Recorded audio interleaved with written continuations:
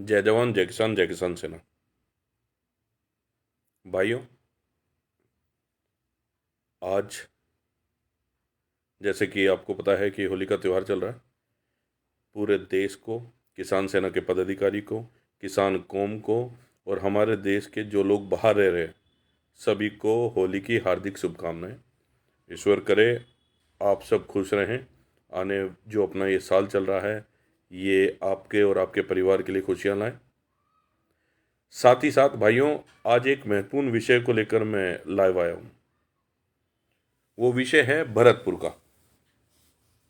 भरतपुर में मुझे अभी भी ज्ञात हुआ, जारेला तहसील का है रूपबास जिला भरतपुर में।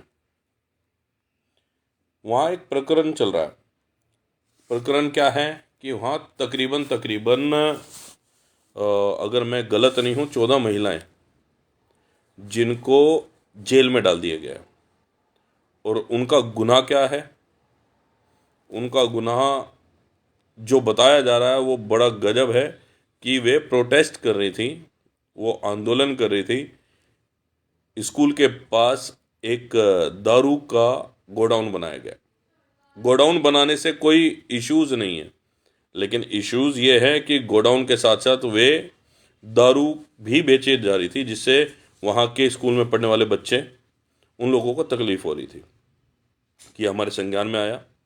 हमारी किसान सेना की टीम एक्टिव मोड में जाकर वहाँ इंस्पेक्शन किया, जहाँ हमें ये पता चला कि वहाँ अवैध रूप से बिजली का कनेक्शन भी लगाया जा रहा था।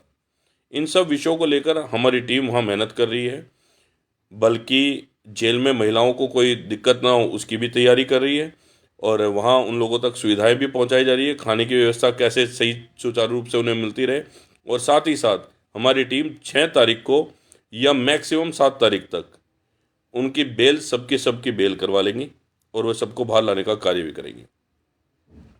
साथ ही साथ मैं आपको बता दूं, अगर नहीं होता है तो 9 तारीख सोमवार है।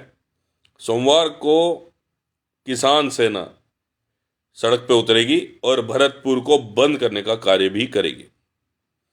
जिस तरीके से व्यवहार किया जा रहा है महिलाओं के साथ, ये मेरे ख्याल से किसी भी तरीके से हम उसे बर्दाश्त करेंगे नहीं।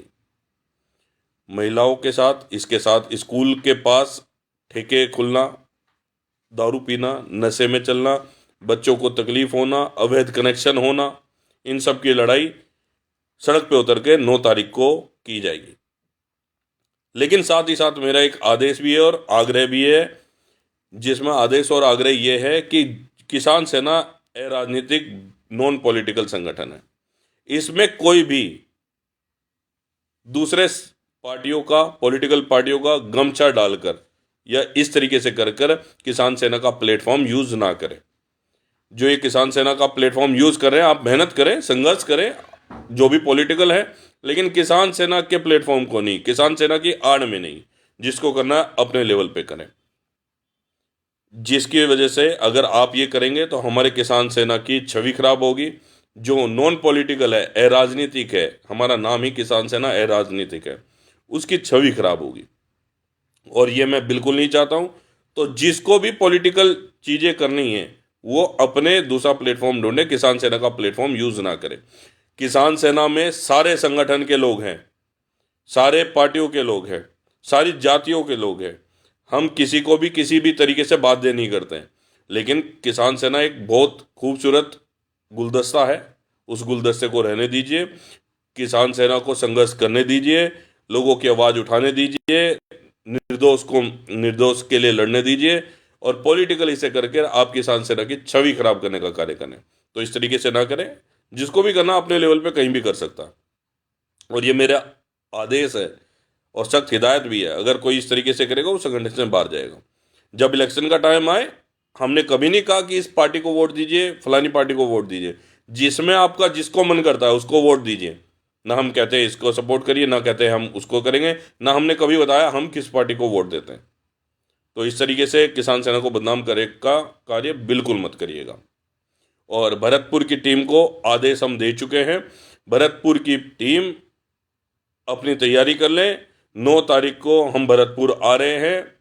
अगर पीड़ित लोगों को बाहर नहीं निकाला गया तो पूरे भरतपुर को बंद करने का कार्य हम करेंगे, और साथ ही साथ अगर उन्हें निकाल दिया तो हम उनसे मिलने का भी कार्य करेंगे, उनकी पीड़ा सुनने का भी कार्य करेंगे, और इस लड़ाई को सुचारू रूप से आगे ले जाने का काम करेंगे।